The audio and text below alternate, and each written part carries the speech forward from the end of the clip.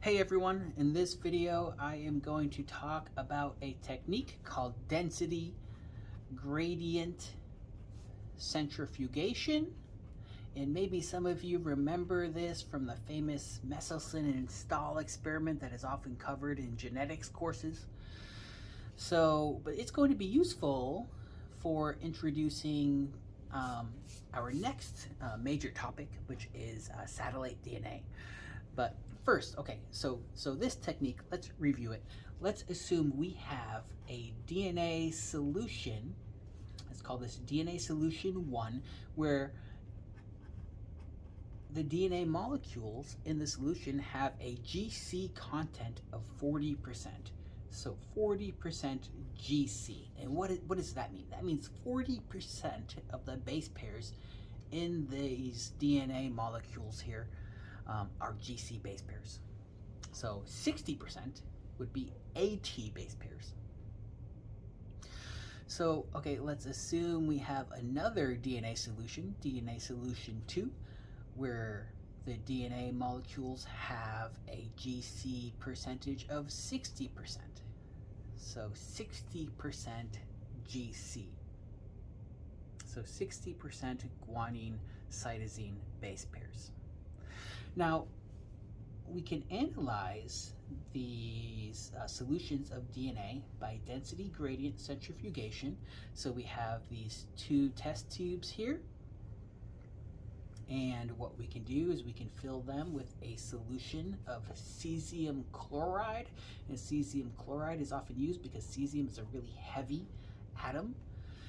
And if we spin these tubes at really high speed for a really long time, what we will get is a density gradient where the top of the tube will have the lower density levels and the bottom of the tube will have the higher density levels, and the density will increase as we move from the top to the bottom of the tube. Now, if we have the DNA solutions in here and the GC content is 40%, let's say the DNA will migrate to a section of the tube where the density of the solution is equal to the density of these DNA molecules. And let's say this is where the DNA migrates to in this tube. And let's say this one over here, where we have 60% GC, well, we would see the DNA migrating to a lower layer of the tube relative to this one over here. And it has to do with the percentage of GC base pairs. So why do DNA molecules with a higher percentage of GC base pairs migrate to denser layers of the tube in this type of experiment here? Well, the reason is they're more dense. They're more dense. And why are they more dense? Well, it turns out that GC base pairs, I could put the C up here and the G down there, that's fine. GC base pairs have slightly more mass than AT base pairs, so less mass. And it turns out that, okay, these are two nucleotides, these are two nucleotides, they have the same volume. So density equals mass over volume, right? We don't even need to consider the volume because it's the same for each one. So which one's going to have more density? Well, it's going to be the GC base pairs because they have more mass. Now, one of the things which I find is somewhat counterintuitive when thinking about this type of experiment is, the length of the DNA molecules doesn't seem to matter much, right? It doesn't seem to matter much. And why doesn't the length matter too much? Well, I think it has something to do, well, we can do a little sort of conceptual exercise here. And let's say take two nucleotides like that over here, and I don't know why I put two lines between them, but let's do 4 nucleotides over here, And let's do 6 nucleotides over here. Now, if you had 2 nucleotides floating around in a solution, they wouldn't stick together like this, because DNA molecules need to be long chains in order to get enough hydrogen bonds formed between them to hold those chains together. But let's just assume we can have, say, a DNA molecule consisting of 2 nucleotides, 2 base paired nucleotides. And over here we have 2 base pairs. So 4 nucleotides, 2 base pairs, and over here we have 3 base pairs. Now, instead of using like milliliters or liters or microliters for volumes, let's just use volume units. We'll just call them just generic units. And we're going to give this volume a volume of 1. And this one over here, we're going to give that a volume of 2. Over here, we're going to say this one occupies a volume of 3. And that makes sense. You know, the molecule's getting bigger. It's occupying a greater volume.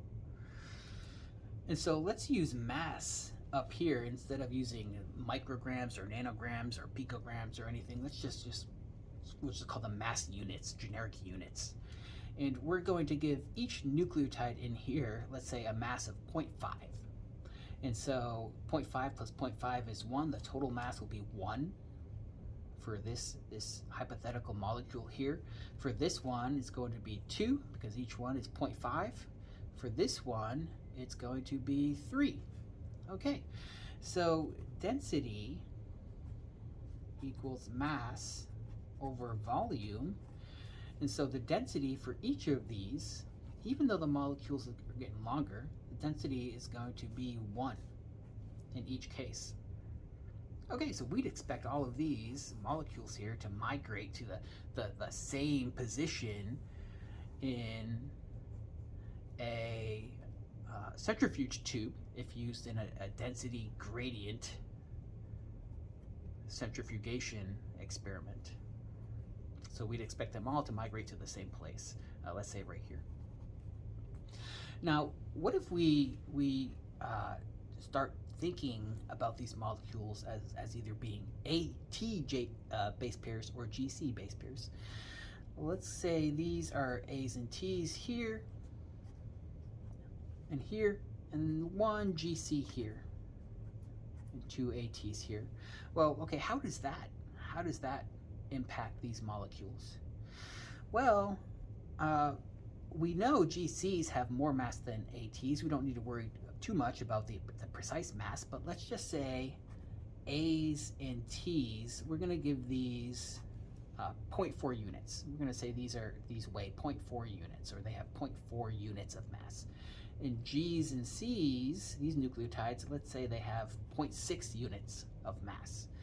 And so we would change these, total masses for these molecules to 0.8, 0.4 plus 0.4, and this is going to be 1.6, right? 0.4 times 4, 0.4 plus 0.4 plus 0.4 plus 0.4. And then over here, this is going to be equal to 1.6, because it's the same as this over here, plus 1.2, because we gave 0.6 units to the G and the C. That's going to be equal to 2.8.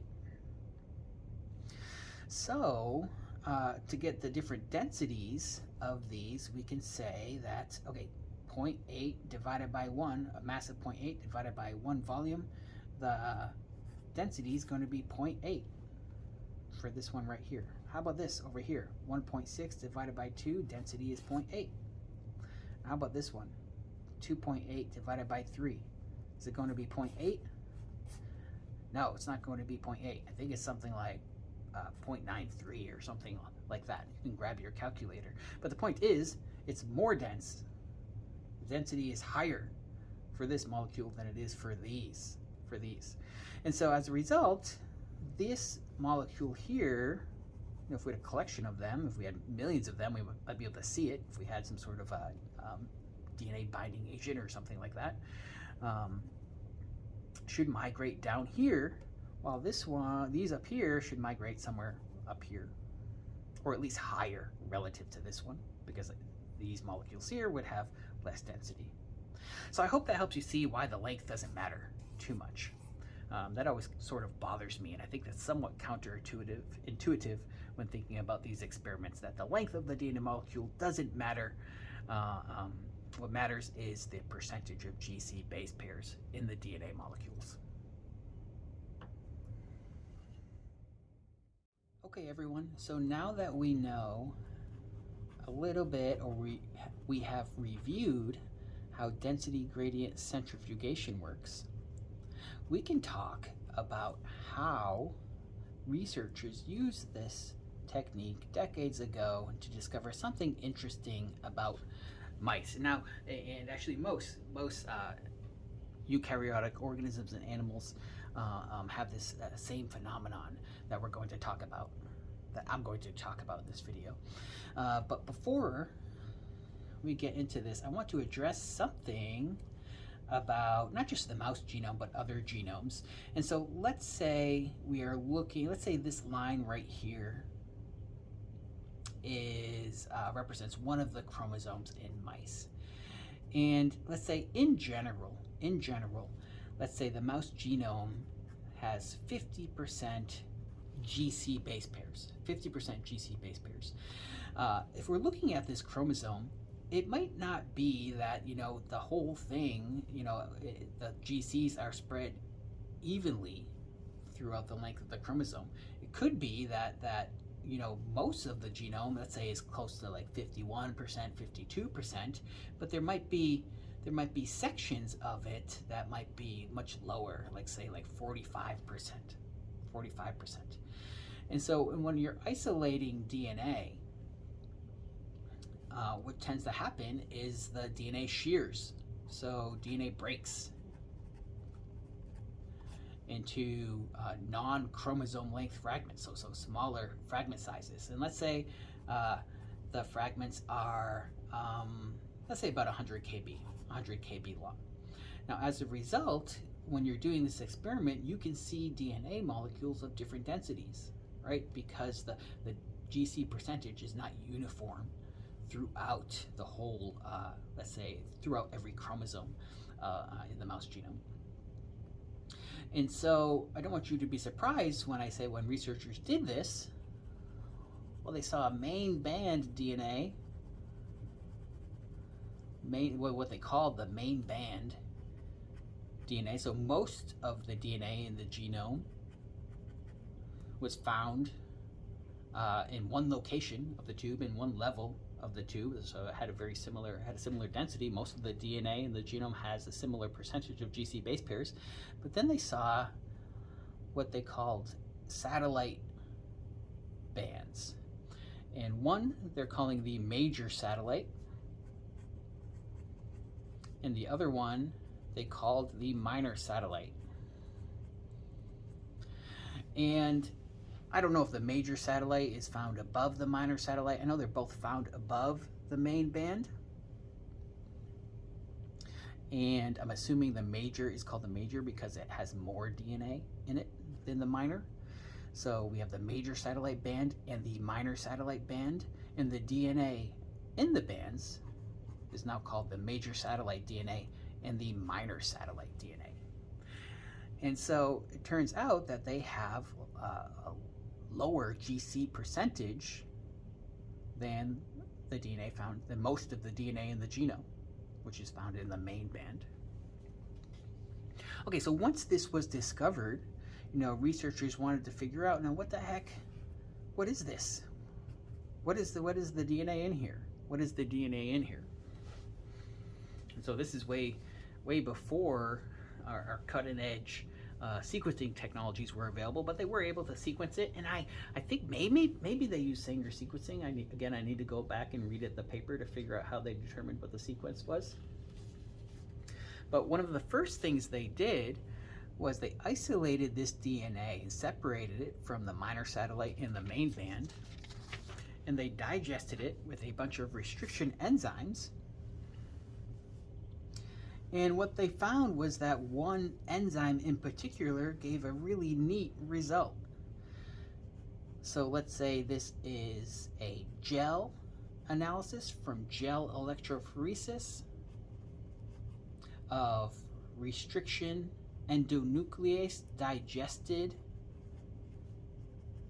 mouse major satellite DNA. And let's say here they use enzyme 1. It doesn't matter what the other enzymes were because only one of them is going to give a really cool pattern. So enzyme 1, enzyme 2, enzyme 3, and over here the enzyme that's really important is called EcoR2.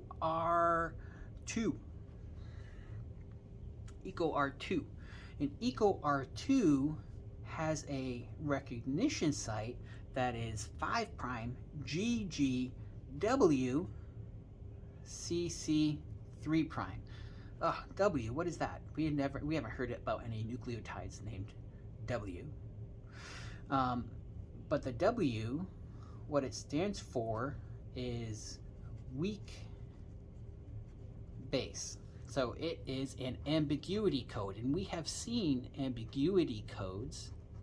So that's, and the one we have definitely seen is N. N can mean A, G, C, or T. It can mean any of the 4 bases commonly found in DNA. So W, what the W code means is that it's an A or a T, so weak. Why is it weak? Because A and T's make 2 hydrogen bonds with each other. What do you think S stands for? S stands for strong, and that refers to G and C. So this EcoR2 will cut GGACC or GGTCC. And keep in mind that I'm only showing the one strand of the DNA molecule, and the complement would be, of course, down here. I'm guessing this would this be S if one is A or, nope. It'd have to be W. GG. Okay, so digesting the mouse major satellite DNA with EcoR2 gave this pattern where most of the DNA was found way down here at about 250. We now know it's 234 base pairs after sequencing. But around here, around 250 base pairs in the gel electrophoresis analysis, we now know it's 234 base pairs. And then they saw some other bands, which we'll get to later. And we kind of showed this sort of laddering pattern. But these were not nearly as intense as most of this band right here, because most of the DNA was digested into these 234 base pair fragments. Now these other enzymes, well, they didn't really do anything that interesting. So I'm just going to show the DNA kind of smeared over here. Okay, so this is the important one right here. So why does the mouse major satellite digest into mostly 234 base pair fragments of DNA? So we have the mouse major satellite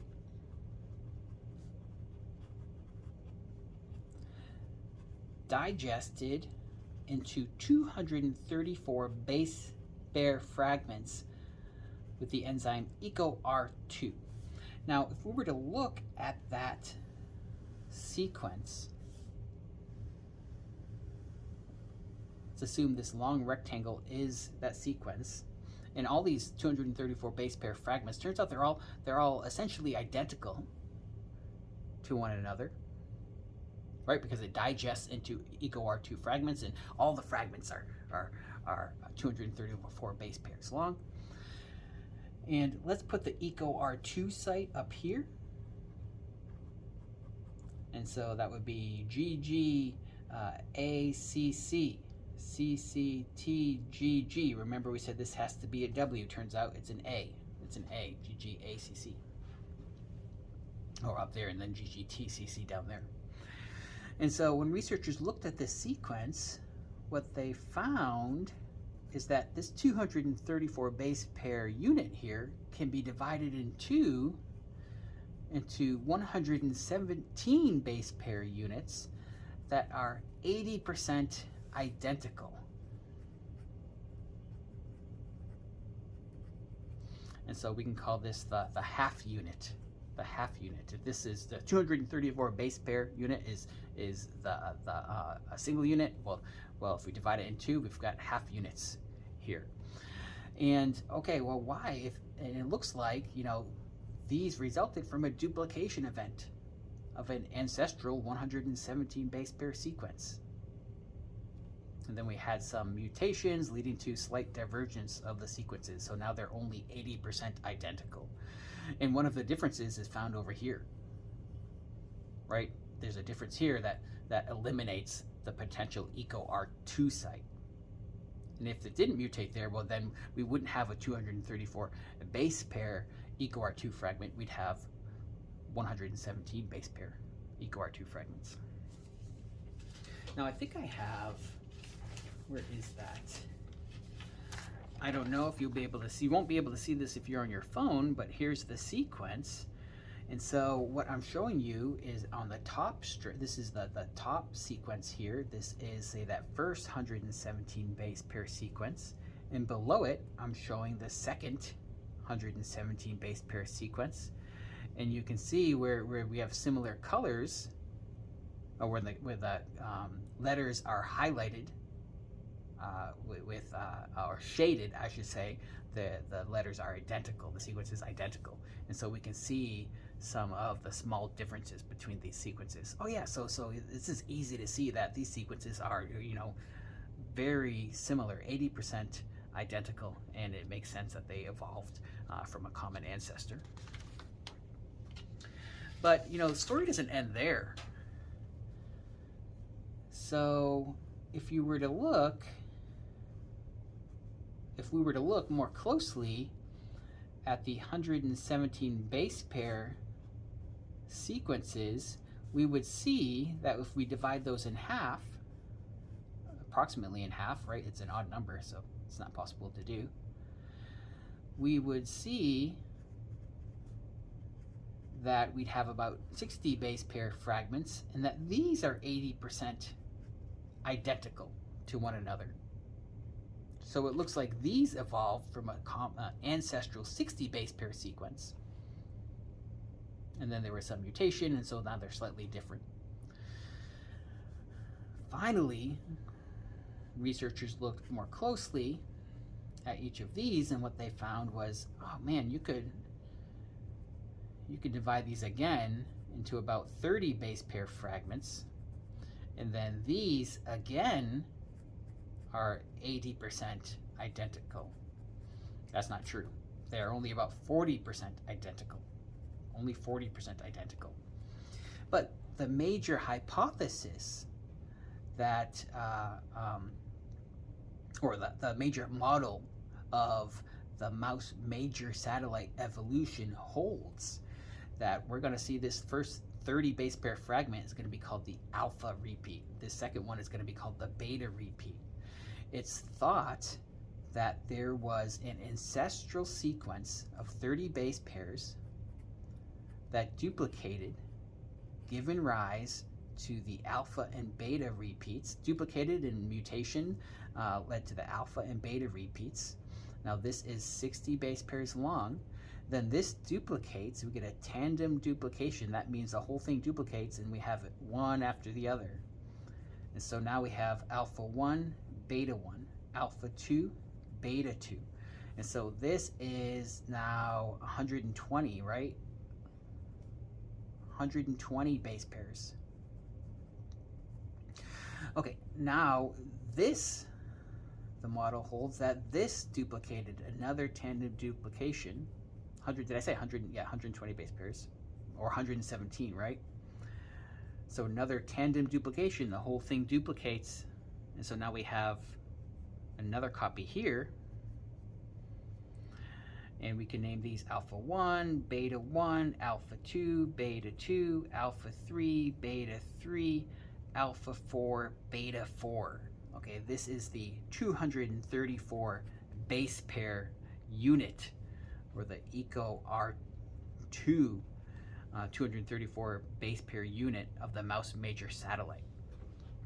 Okay, so a series of tandem duplications led to the evolution of this this sequence right here, which is the EcoR2 234 base pair fragment of the major mouse satellite. Then what happens? Well, today in the mouse genome, this represents, I think it is 25,000 copies. Well, it exists in 25,000 copies in the mouse genome, and that is equal to 6 million base pairs in total sequence. So it really took off, and it's really occupying a large amount of the mouse genome, and it's conserved, right? It's conserved. So it seems like it must have a function. It seems like it must have a function, and we're going to take a look at what that function is, either in class or in the during the next class period.